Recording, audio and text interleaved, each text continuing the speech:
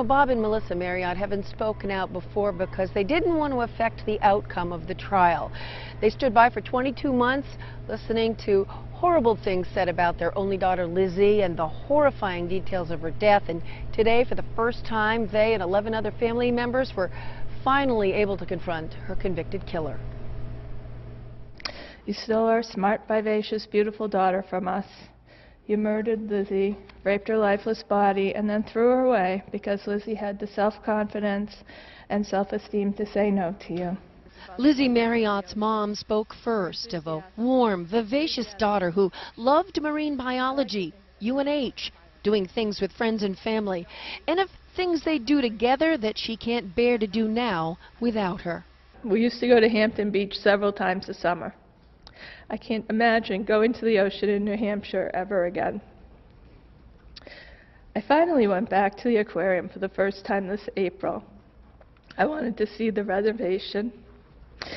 I cried my way past the cuttlefish, the sea dragons, the octopus, and the edge of the sea exhibits. My personal tour guide is gone. Lizzie's dad spoke last and directly at her killer. 220-pound black belt in karate overcomes and kills 130-pound teenage girl with no training. You were pathetic. He read a few of his 19-year-old only daughter's poems and spoke of the milestones she'll miss. Graduation, first job, promotions, marriage, children, all the things she could have achieved and didn't get the chance. And he held up a photo used in the trial, one of his favorites. I call this Dad's Exhibit 1. The full version showing her holding a frog she'd saved from their pool one day. Saving a frog, time with Mommy, preparing for family fun. That is why she is happy and why it is such a good picture of her. A year and 5 months after that Mother's Day, you murdered her. Grateful to finally speak, Mom at a formal press conference after, flanked by family, including Lizzie's younger brother Bob, thanking the prosecution and jury. We will never get Lizzie back, and we will miss her for the rest of our days. But knowing that he will not be able to do this to another young woman is of some consolation. You know, later, Bob Marriott was asked how he felt about Kat McDonough, her killer's girlfriend and the co-conspirator who testified against him in the trial.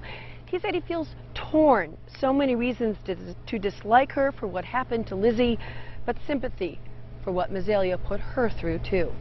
Reporting live in Dover, Jennifer Crompton, WMUR News 9.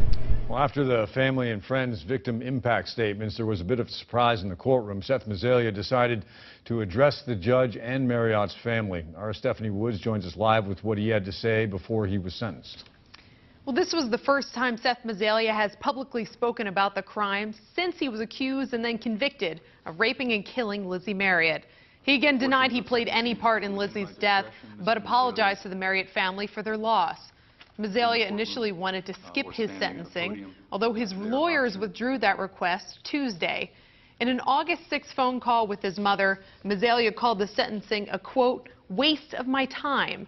He told Heather Mazelia he wasn't feeling, quote, particularly gracious towards the Marriott family. Today, Mazelia apologized to Melissa and Bob Marriott for dumping their daughter's body after her death. I did not rape and murder Elizabeth Marriott. However, I do understand the Marriott family's pain. And I did play a part in covering up her death. A mistake that I tried to correct when investigators came to me. I showed them exactly where I had left Lizzie's body. Unfortunately, they were unable to recover her, and for that, I am truly sorry. My heart goes out to the Marriott family, and I am very sorry for their loss. That is all.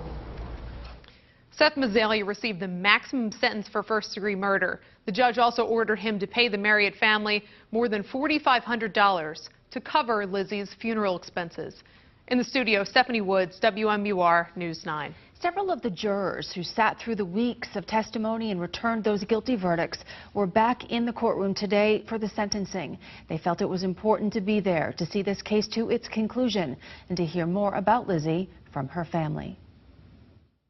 When we were doing it, when we were serving every day, it was always about Lizzie. Always. So I hope they have some closure now. And Mr. Thurston also says that he was surprised that Mazelia is still denying what he did.